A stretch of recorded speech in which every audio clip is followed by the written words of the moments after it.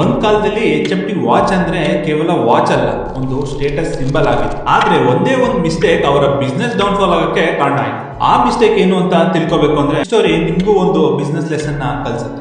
1953 ಬೆಂಗಳೂರಲ್ಲಿ Hindustan machine tools HMT ಹುಟ್ಟಿತು. 1961 ನಲ್ಲಿ ಇಂಡಿಯನ್ ಗವರ್ಮೆಂಟ್ HMT ಗೆ ವಾಚಸ್ ತಯಾರಿಸುವ ಜವಾಬ್ದಾರಿ ಕೊಡ್ತಾರೆ. HMT ಜಾಪಾನ್ ನ ಸಿಟಿಜನ್ ಅಂಡ್ ಕೋ ಕಂಪನಿಯ ಜೊತೆ ಟೈಅಪ್ ಆಗಿ ವಾಚ್ ಮ್ಯಾನುಫ್ಯಾಕ್ಚರಿಂಗ್ ಸ್ಟಾರ್ಟ್ ಮಾಡ್ತಾರೆ. ಆ ಕಾಲದಲ್ಲಿ HMT ವಾಚಸ್ ಅಂದ್ರೆ ಪ್ರತಿಯೊಬ್ಬ ಭಾರತೀಯನ ಕನಸು. ಜನತಾ, ಪೈಲಟ್, ಸೋನಾ, ಜಲಕ್ ಒಂದೊಂದೇ ಮಾಡೆಲ್ ಮನೆ ಮಾತಾಯಿತು. HMT ಲಕ್ಷಾಂತರ ಅಲ್ಲ ಕೋಟ್ಯಾಂತರ ವಾಚಸ್ ಅನ್ನು ಮಾರಾಟ ಮಾಡಿತು. ಒಂದು ವಾಚ್ ಗಾಗಿ ಜನರು ತಿಂಗಳಾನ್ಗಟ್ಲೆ ಕಾಯ್ತಿದ್ರು. ಆದ್ರೆ ಮಾರ್ಕೆಟ್ ಬದಲಾಯಿತು. ಕ್ವಾಡ್ಸ್ ಟೆಕ್ನಾಲಜಿ ಬರ್ತಿತ್ತು. ಇಡೀ ವರ್ಲ್ಡ್ ಬ್ಯಾಟರಿಯಲ್ಲಿ ಓಡುವ ಕ್ವಾಡ್ಸ್ ವಾಚ್ ಕಡೆ ಮುಖ ಮಾಡಿದ್ರೆ HMT ಹಳೆ ಮೆಕ್ಯಾನಿಕಲ್ ವಾಚ್ ಅನ್ನೇ ನಂಬಿತ್ತು. 1984 ಅಲ್ಲಿ ಟಾಟಾ ಕಂಪನಿ ಟೈಟನ್ ಬ್ರ್ಯಾಂಡ್ ಅನ್ನು ತಂದು ಹೊಸ ಡಿಸೈನ್ ಲಾಂಚ್ ಮಾಡ್ತಾರೆ. Modern design, quads technology, aggressive marketing. Indian ಕಸ್ಟಮರ್ಗೆ ಹೊಸ ಆಪ್ಷನ್ ಸಿಗುತ್ತೆ. ಆದ್ರೆ HMT ಮಾತ್ರ ತನ್ನ ಹಳೆಯ ಬಿಸ್ನೆಸ್ ಮಾಡಲ್ನಿಂದ ಬೇಗ ಹೊರ ಬರಲಿಲ್ಲ. ಟೆಕ್ನಾಲಜಿ ಬದಲಾಯಿತು, ಕಸ್ಟಮರ್ಸ್ ಟೇಸ್ಟ್ ಬದಲಾಯಿತು, ಕಾಂಪಿಟೇಷನ್ ಹೆಚ್ಚಾಯಿತು. ಆದ್ರೆ HMT ಅದನ್ನ ಬೇಗ ಅಡಾಪ್ಟ್ ಮಾಡ್ಕೊಂಡಿಲ್ಲ. Financial problem, high cost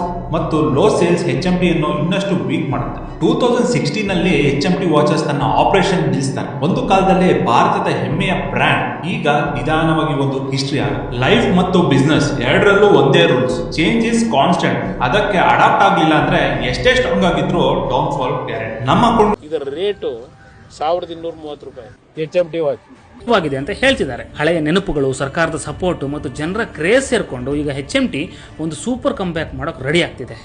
this man Kumaraswamy is something else. ನಂದು HMT ಇದೆ 85 ಲಕ್ಷದ್ದು.